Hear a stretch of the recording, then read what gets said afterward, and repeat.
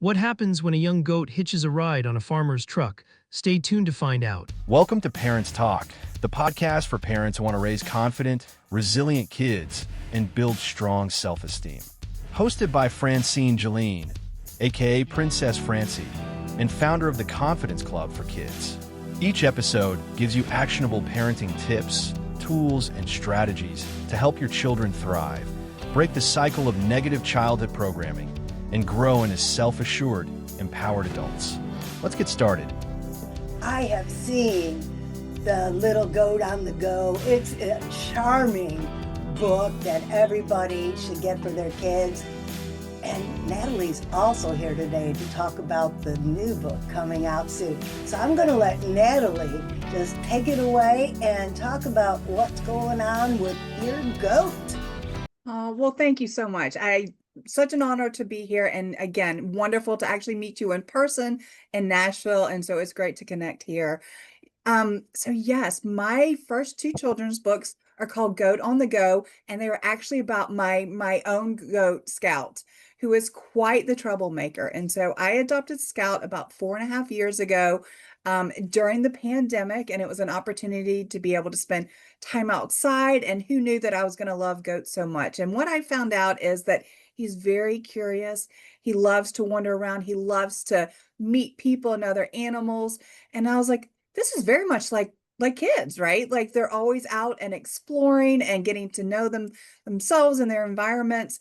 And so I had the idea of, creating a story around Scout and his, little exploits and what he does outside of his pen, and then making a character that kids could really relate to and see themselves in, even though it's a goat and not a little kid. So yeah, it's been a fun journey writing about Scout's adventures. And boy, does he go on some adventure. He does. Yes. You want to Yes. talk about one to pique everybody's curiosity so they have to Yes. get the book? Absolutely. So on his first adventure, Scout's Muddy Day, Scout is trying to figure out how to get out of his pen. And so he has to get a little creative. He wants to know what is on the other side of the fence. Let's say he makes it and the day turns into quite a mess. He makes great new friends, gets a little muddy, and then has to figure out how to get home. And in the second adventure, he finds himself in the back of a pickup truck, which is a very true story, and takes a trip to town. So again, these stories are highlighting Scout's adventures, but they're all about exploration and curiosity and friendship, but then also subtle lessons about kids recognizing they may have lost, they're not at their home, and they need to make their way back, and paying attention to their environment and cues. And so yeah, it's been a lot of fun to write about Scout. And he's got many more adventures to come for sure. And I think there's one good lesson in that book when he gets in the farmer's truck. Kids, don't go in a truck with someone you don't know. Yes. Yeah. Yeah. He's always into a little bit of trouble and exploring. But again, it relates to kids, just wanting to explore and know things and ask questions. There's a lot of questions that Scout asks in the books, and wanting to kind of understand more about his environment and the other animals. And so very much like kids. What's up next? So next we have a book called The Bumpy Pumpkin. I'm very excited about this book. It is going to be released actually next week. And it is just, it's a story that is very close to my heart. It's actually the first children's book that I wrote, and wanted to make sure that I put it out at a time that was thoughtful and, would be great as a kind of fall Halloween book. And it is just a heartfelt story about a pumpkin that's different. He does not look like the others in the patch, and he recognizes his own differences and starts to lose confidence as Halloween comes closer, and worried that he will not get picked to be, on a porch for Halloween night. And so it goes through this journey of emotions and those highs and lows that, not only is the pumpkin experiencing, but kids, adults, all of us kind of go through, and that kind of sense of being self-conscious and noticing that you're different and that you may not fit in, and what does that look like and mean, and just really celebrating what makes us who we are, And those are those differences. And so very, very excited. I worked with a new illustrator on this book. And so my goal is that not only will it be a fun read for kids of all ages, but that they can see themselves in this pumpkin, and it's, a character that they can relate to and go, gosh, I've felt that, or I know my friend or my sister has, and, and really help to recognize and celebrate the differences that, make us so special and unique. This is a topic that's dear to my heart because my second book in my series is called Let Your Sparkle Shine. Yes. The kids at Camp Confidence are all just a little bit self-conscious about Mhm. something about themselves. Princess Yes. Francie didn't like wearing her glasses. Yes. So in book two, Princess Francie gets her glasses and she wears them. And then one little boy, he talks so loud because he gets so excited. And that's what's so special about him is that he's excited about everything all the time. And people always, shh, shh, Hmm. calm down. No, don't calm down. Show your excitement. That's Yes. who you are. Just like your pumpkin is Hmm. bumpy. Well, Yes. he's bumpy and that's beautiful, Mhm. just the way he is. Yes. Yeah. I mean, I love that. And gosh, yeah, the story of your book, yeah, just definitely hits home. Kids growing up is hard. And at an early age, kids start to recognize differences. They may not understand them, but they understand hair color is different, clothes are different, what we like to do is different, how we speak or our accents, and again, they may not understand what it all means, but they start early. And I think one thing's that adults, I'm not going to say just parents, so any adult with kids can start to normalize being different and being unique and talking about it and celebrating it and really just highlighting, you know, it's fun to be different. We don't want to be like everyone else. We want to be our own person. And it's hard for kids to, understand that. So through your story, through the bumpy pumpkin, they can go through that journey and see themselves in the characters that we, have created. And it's just so special. And I think too, it can generate a lot of great discussions, whether it's in a read aloud forum, it's story time, to talk about what are our characters experiencing? How kids themselves felt like that? What did they do in those scenarios?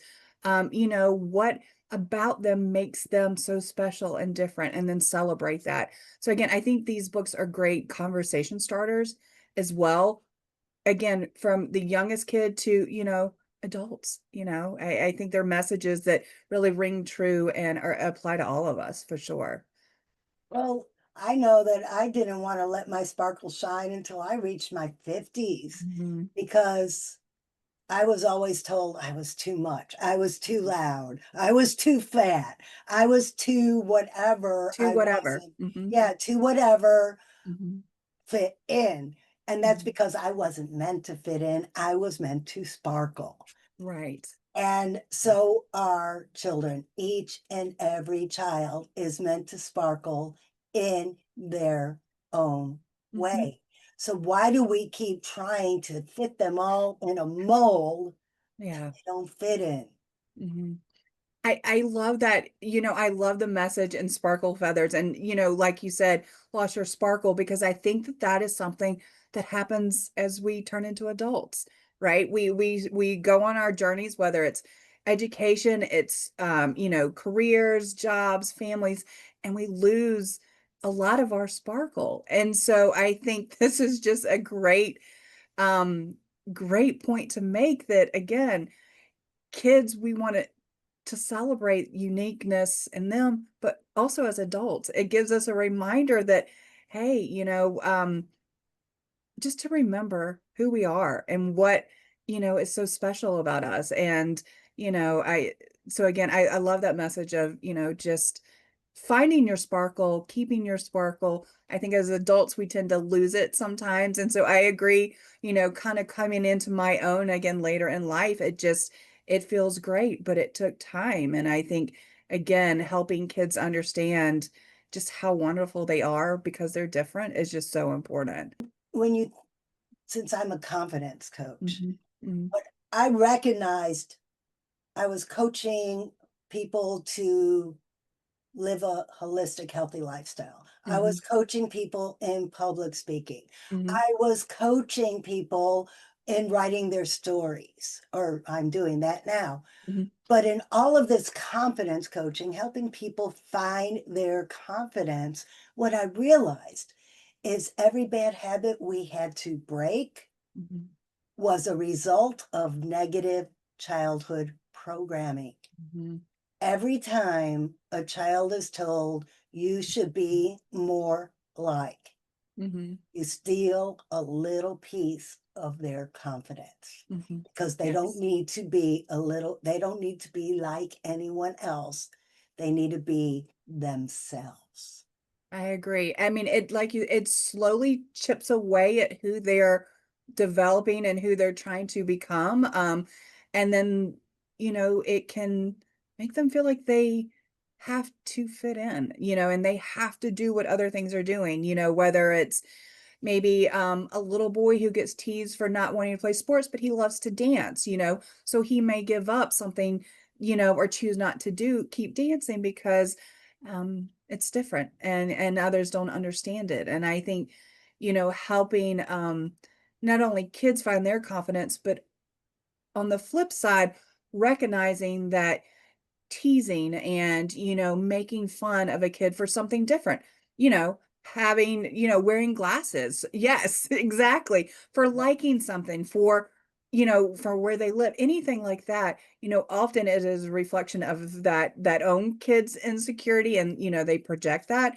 And so, again, teaching kids to find that confidence, feel confident, and in those moments be able to navigate them because they know that they really are special, and what is being teased about is irrelevant, it doesn't take away from who they are and all the wonderful things that they can do.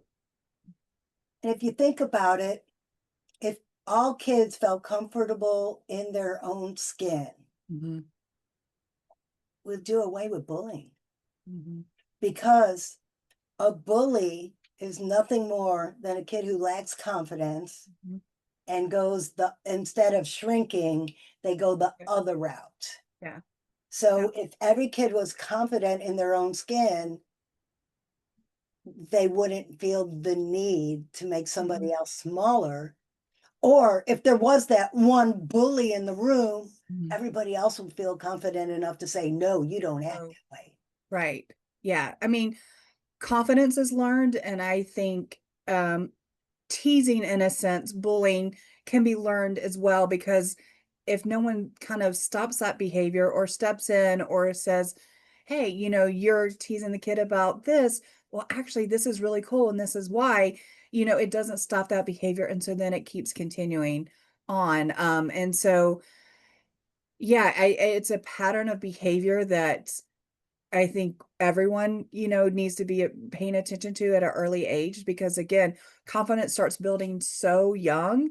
And so, we want to be fostering that as soon as we can. And again, talking about these topics of being different and what makes us different. And, you can even ask kids, look at this character. Does this look like other pumpkins? No, well then tell me how it looks different. Let's talk about it. Let's see and point out all the ways that it's still beautiful, even though it's different. And so again, just I think having that constant open communication is so key, even for the little ones. So, Well, especially the little ones, mhm, because my whole mission is to raise the strong and confident kids and give them the tools they need before middle school. mhm. Because Oh, middle yeah. school is when they're It's all hard. trying to be like the crowd, right? Yes. Yeah. Yeah. When they all just trying to fit in. And if Yeah. they have the confidence, and I'm getting the chills now, I usually Mhm. get the chills when I'm on to something. Yeah. When they have the confidence Mhm. to stand out, Mhm. then when they get to middle school, there's not going to be all that turmoil. Mhm. Right. Yeah. And then it made me think too, like what for kids, what makes them unique may mean that they are not, let's say, a good fit, so to speak, for someone else, but they're going to find their own people, their own friends who celebrate and love them because they are different, they are loud, they are unique, they wear glasses, they dance, they love to eat whatever. I think too, because that's what really is happening in middle school. They're finding their uniqueness, so to speak, that they can find their own group and their friends and celebrate that. And, developing that all the way, from that young age through middle school, is so important. Yeah. I remember in middle school thinking because I was not athletic, because I wasn't skinny, because I didn't fit in with that crowd, Mhm. I always thought the people in that crowd didn't like me, like I was a Oh, lesser sure. class Yeah. citizen. If I learned to let my sparkle shine back then I would I would have saved years of having to go to self-help and Hmm. counseling and coaches. And Right. that's my whole goal. Give the kids the tools they need so they don't let's put the self-help industry out of Out. Hmm. business. Yes. Yeah. Yeah. I agree. I mean, I think we struggle, kids and adults, with, diminishing ourselves and making ourselves smaller in a sense that we're toning down, again, those attributes that are different and make us unique. And so instead of celebrating them, we try to make them smaller and quiet them down. And it's hard to be in that place. It's hard to get out of that place. As adults, a lot of times we're trying to unravel the stuff that we learned growing up that has been a part of who we are for so long, for 40 plus years. And so you're right, it takes a lot of time, self-help, therapy to undo that, to really come into your own. And so if we can minimize all of that and at that young age be able to truly celebrate ourselves, then it just sets you up for, I think, a life that is more filled with joy and, confidence and, loving who you are. So yeah, I mean, it's such important work and messages that I think oftentimes we don't talk about enough, or we tend to overlook, especially with kids, or we get busy in our day. And so, just reminding, there are all these wonderful teaching moments all throughout the day. And so there can be with storybooks and, characters and everything that they come in contact throughout the day. And so it's just kind of recognizing those moments to talk about who we are and building that confidence and, making that connection that kids can really understand. I remember one of those teaching moments. It was one of my first book signings, and I was at an ice cream shop, no less. And if you could see back here, this is my Yes. character in my book, and she has a scar on her face. Uh-huh. And I wrote that into the story because while I was writing this story, I was bit by a dog. Oh, And goodness. Yeah. while I was getting my lips sewn up, it's like this feeling overwhelmed me. And it was a calm, just, Mhm. came over me saying, this needs to go in the book. Mhm. So Princess Francie has a scar on her face and she's sad and lonely and afraid to go to school. Mhm.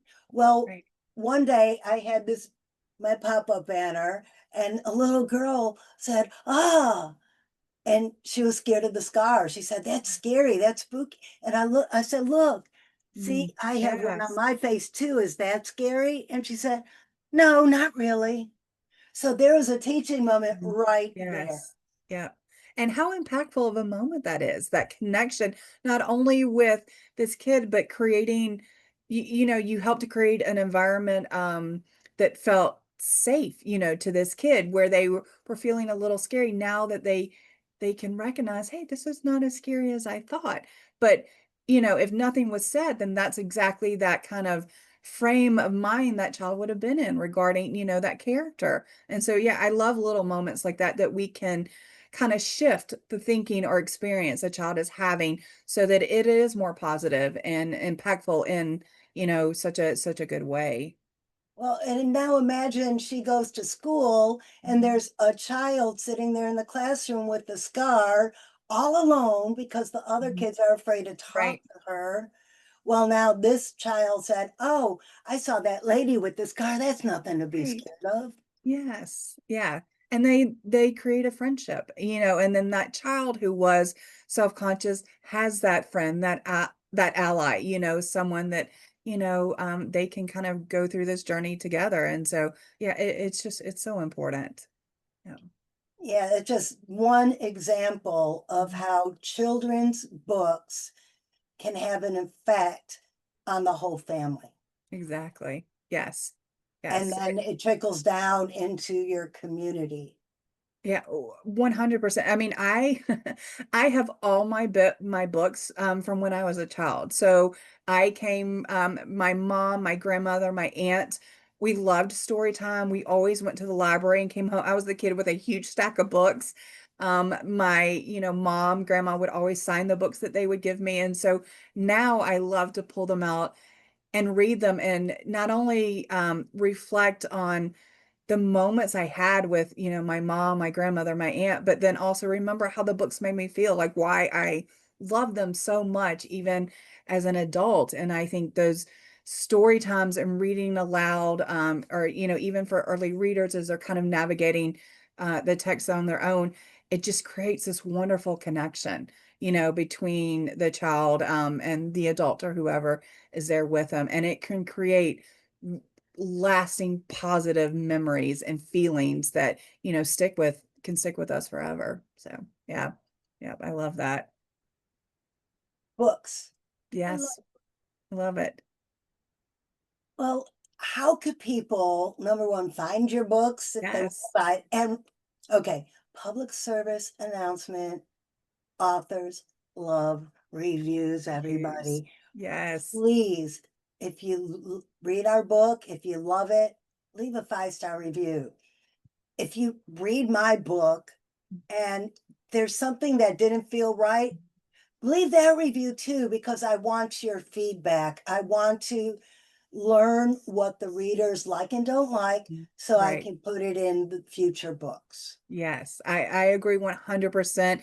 You don't know what you don't know. And so through feedback, that's what you learn what is really resonating with people, what kids I love hearing when parents will say, "Oh, this is what my kid really gravitated to in your book," or "This is the word they keep repeating," or "This is why they want to keep reading it," because those are the moments you go, "Gosh, this book is really connecting." I am fine if it's just one kid, like one kid that is having an amazing experience with one of my books. I mean, that's why I do it. And so the books are on Amazon. And then there's also an opportunity on Goodreads to enter in a giveaway to get it for free digitally. So that is through the end of the month. So yes, just super excited on Amazon. Also have a website, nataliehorseman.com, that kind of features the books and just everything that I've been up to and working on. And, I think one of the big assets that I really appreciate is I was able to work with a teacher who took the Bumpy Pumpkin and then created kind of a lesson plan resource for parents and teachers that really kind of walks through fun activities, whether they're coloring, they're writing, word finds, that kind of walks through emotions that, kids may experience, what it's like to be different, finding the differences. And so I am really honored to be able to have that as, kind of a supplement as well to go with the book. Again, just another way to talk about celebrating differences. Wouldn't the world be a much better place if everyone just took for granted that people are different? Yeah. It's just how, yeah. It's the way it is. And yeah, there's nothing wrong with it. There's just so much pressure. And I think I have to think about my younger self, because if I'm feeling pressure now as an adult, the pressure is just amplified for kids. They're growing, they're coming into their emotions. They don't understand everything. They don't understand what they're feeling, but they know whatever that is going on, they don't like it. It's giving them a bad feeling. And so again, in those kind of moments, kids often retreat and they diminish themselves and they start to kind of, crawl into that shell. And what we want to do is have them burst out of it and know it's okay to be running around and being themselves, and not being the quiet one in the corner because they're afraid of yeah, showing the world all everything that's wonderful about them.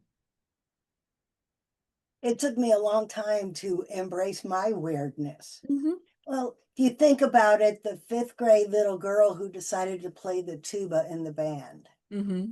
and the girl who joined the Navy and wanted to be an aircraft electrician. Hmm. And I could go on with all the ways I'm different. And I was always told, well, that's not ladylike. Yes. And then here I am, covered in grease from, laying under a jet engine. Uh-huh. And you're Yeah. telling me I'm not ladylike enough? Something's not right here. And how cool it is that you were laying under a jet engine covered in grease. Like that is awesome, Right. you And I know? want more girls Hmm. to understand if that's the way you feel, Yes. it's okay. Don't let Yes. anyone tell you that just because you are a girl, you shouldn't feel that way. Exactly. You can do whatever you want. As growing up, I was considered a tomboy because, yeah, I love to, go swimming in the creek. I'm from Georgia, so we were always out in the fields playing, running around at the farm and, playing sports. And I didn't want to be in a pink tutu. I wanted to be muddy and running around a lot like Scout, my goat. And so, yeah, oftentimes growing up, I didn't feel girly enough. I didn't want to wear a dress. Like I wanted to wear clothes that I could run around and get dirty in. And so, yeah, it's very interesting to reflect back on it now because I can remember the times that and they've stuck with me for so long that I went, oh, like it's not okay to be me. It's not okay to like these things. And so I guess I have to put bows in my hair, wear a dress, and wear a tutu when this is not really what makes me happy. So then started a pattern of people pleasing. And so then you start and it's funny because I think about it now as an adult, especially. So I'm a nurse by background. And so I was always like the yes person, said yes to everything. Whatever you need, I got it. I'll take care of it. Always making sure everyone else is taken care of. And I know that that started at a very early age of trying to make sure that I was doing what some adult thought was best. And, that takes a long time. That behavior, that thought process takes a long time to yeah, just get rid of and break. And it's very hard as an adult, but that started in childhood. Absolutely. And before middle school, for sure.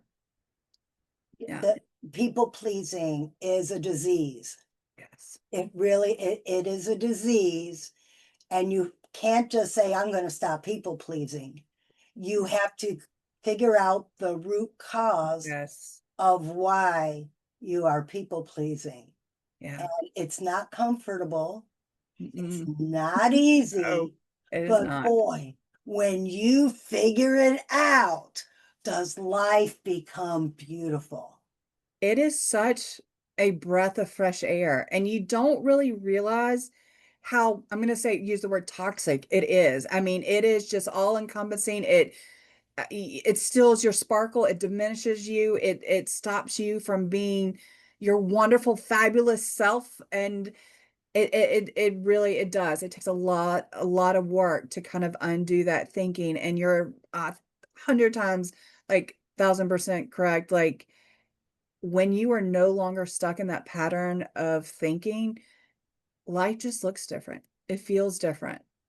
And it's truly amazing. And yeah, I mean, part of me goes, gosh, I wish I had done this work earlier, but it takes so much time and you don't want to rush it. And so again, if we can just skip this part for kids that are growing up and just let them be them, then they're not, in their 40s or 50s trying to undo what we thought we had to do and be as little girls. And one thing that I always like to say in this parent talk forum, it's not the parents' fault. Hmm. Even though my parents made a mistake, made Oh, sure. mistakes, Mhm. Their parents made mistakes. Yes, My great grandparents made mistakes. Everybody just acts on the best information that they they have. have at the Yes. time. Yeah. If you keep tuning into Parents Talk, you will receive the information to break that Mhm. cycle. If you explore all the children's books we talk about on Parents Talk, you will find books to help you have these Mhm. conversations with your children. I love that. I mean, it's everything you just said just drives home the message of you don't have to do it alone. Whether you're a parent, I'm a bonus mom, so I don't have kids of my own, but I've got 3 bonus kids that love to death, absolutely love, and they're, 7, 12, and 17. So wide range of ages and emotions and development. And, you don't have to figure it out on your own. There are these resources, there are books, there are stories, there are all kind of ways to connect with kids, that are creative and fun and different. And yeah, you just don't have to just kind of always wing it and just kind of do what we think is best based on like how I was raised. I know I want to do things a little bit differently. Don't really know all the best ways. So look at resources like storybooks and things like that to be able to make those connections. So yeah, it's just so important. If you haven't been there yet, check out sparklefeathers.fun. That is my website with Sparkle Feathers and Friends. And there's a newsletter there. Sign up for the newsletter. You will get the podcasts as they drop. You will get some inside information about the authors I highlight on the podcast. You will get links to buy the books. You will get activities to do with your kids and your family. There's just so many resources and so much information. And quite frankly, sparklefeathers.fun, there's got to be some fun too. Absolutely. Love the name. Absolutely. Nothing but fun. Yes. Well, is there any last words you want to say before we wrap this up? One, thank you so much for having me. Again, I love being able to find ways to connect with kids and readers and people of all ages. And, just I love what we're doing is highlighting that relationship between parents and kids, whether again, it's a bio parent or an adoptive parent or a bonus parent. Um, and just again, utilizing stories to help make that connection and really drive home these messages that are so important. And with that, I'm going to say thank you for joining us in this episode of Parents Talk. Be looking for the next episode and please join the newsletter so you know when they come out.